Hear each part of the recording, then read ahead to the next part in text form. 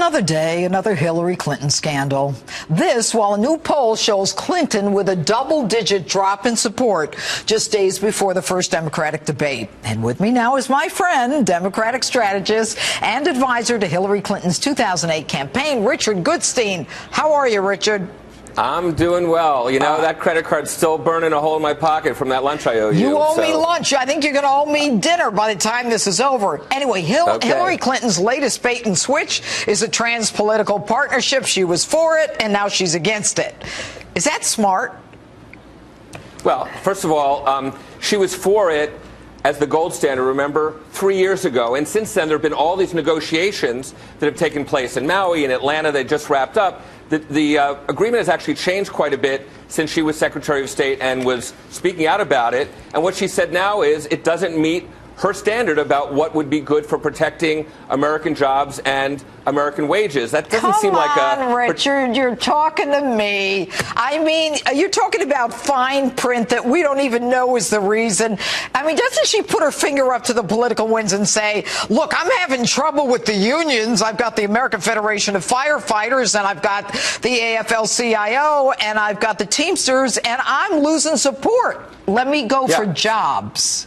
I don't hear you asking Donald Trump that exact question when he expresses the exact same objections that Hillary does about currency manipulations. That's what he says is a problem with the bill. And that's what Donald with the unions. They want to support Donald because he gives them jobs, because he understands the economy, because he's in the real world. Don't get me started on Donald, Richard. All right, let's move on.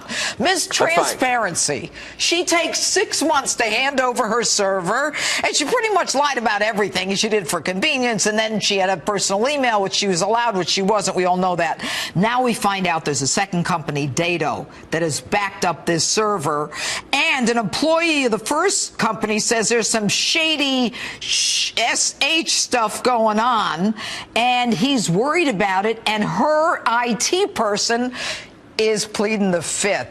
This is dangerous territory, is it not, Richard?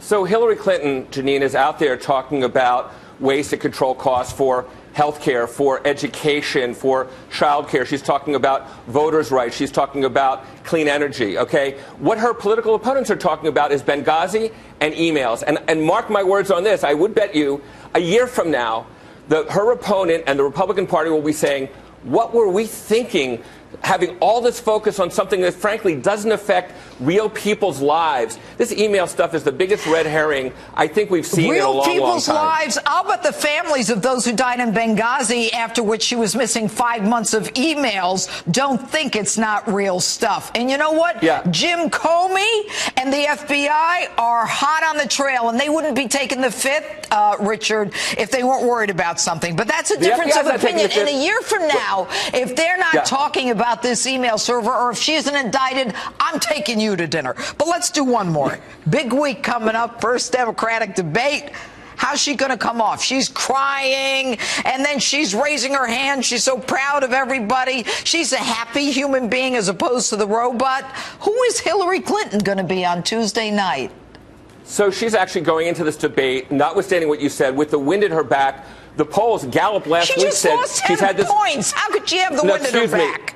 Excuse me, Janine. Look at the Gallup poll, which is the gold standard, that just last week said that she's had a fantastic rebound in September, okay? And all the state polls, South Carolina up 30, Florida up 25. I mean, every single poll, she's good in Iowa, not great in New Hampshire, and everything after that, she's looking peachy, excuse me.